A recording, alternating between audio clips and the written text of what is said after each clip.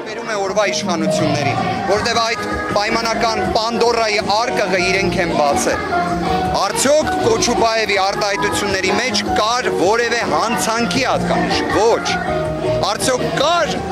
ոչ ընդունելի, անընդունելի թեկուզ։ Այո, կարելի է նաև այդպես ձևակերպել, բայց դա ինչ կապ ունի քրեական վարույթի հետ, ինչ կապ ունի կալանքի հետ, իհարկե կապ չունի։ Ցավոք սրտի մեզ մոտ կալանքը ֆետիշացման է վերածվել։ Իսկ Մասիս Մելքոնյանի մոտ արդարադատություն ակնկալելը նույնիսկ ամենամեծ ռոմանտիկ մարդու դեպքում չի ստացվում։ Իդեպ դատական նիստի ընթացքում ներկային 20-ից ավել փաստաբաններ, 20-ից ավել։ Ես իմ խոսքում դիմելով Մասիս Մելքոնյանին ասացի, ես համոզված եմ դուք կայացնելու եք կալանքի որոշում։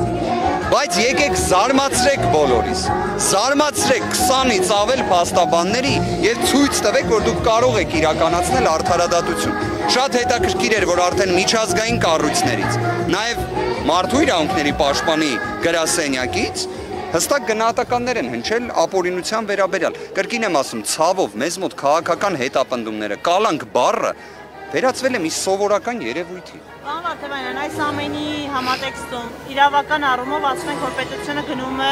դեպի անկում, հա, այսինքն որևէ իրավական գործընթաց չկա։ Ինչ պետք է անել, եթե փաստաբանները բերելով այսքան փաստարկներ, որևէ բանի չեն կարողանում հասնել։ Ի վերջո, ինչպես պետք է այս ամենի դեմ դատել, որտեղ յուրաքանչյուր օր մի հոգի կարող է դառնալ ձեր հա բնորոշված խաղապարտակյալ, իրավական տերմինով խաղապարտակյալ։ Առաջինը պետք է որևէ մի պա չընկճվել, հավատը չկորցնել, վճռականությունը թույլ չտալ, որ նահանջի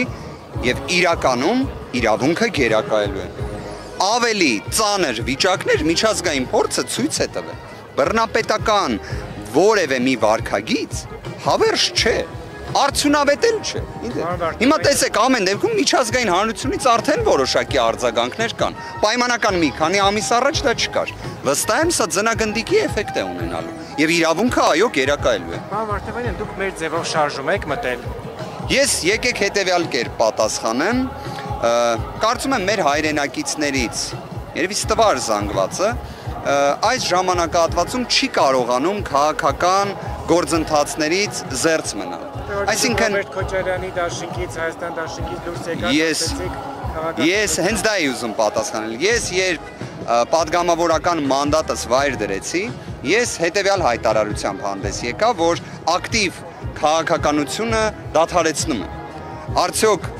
զերծ եմ մնացել որևէ մի հանրային մեծ կարևորություն ենթադրող հարցերից, իհարկե ոչ, բայց այն, որ այսօրվա պայմաններում կարծես թե մեր բոլոր հայրենակիցներն էլ ուզեն չուզեն քաղաքական գործընթացների նկատմամբ անտարբեր լինել չեն կարող, դա եւս ակնհայտ է։ Կարծում եմ երևի ամփոփելով ձեր հարցադրման պատասխանս, առաջիկայում ես շատ մանրամասն դրա մասին կխոսեմ։ Այսինքն ձեզ հաշտեն կտեսնենք ոչ թե Հայաստան դաշինքում, այլ մեր ձևով շարժման։ Եկեք երևի առաջիկայում դրա մասին շատ մանրամասն խոսենք միասին։ Խոստանում եմ նույնիսկ հենց առաջինը ձեր հետ եմ խոսելու, քանի որ հիշում եմ, որ ժամանակին մի հարցի վերաբերյալ խոստացել էի, որ հենց առաջինը ձեր հետ պետք է ունենամ հարց ու պատասխանը, մի փոքր ուշացրել էի։ Այնպես չէ, որ դրժել էի խոստումս, բայց մի քիչ ուշացրել էի, այս անգամ հետևողական կլինեմ։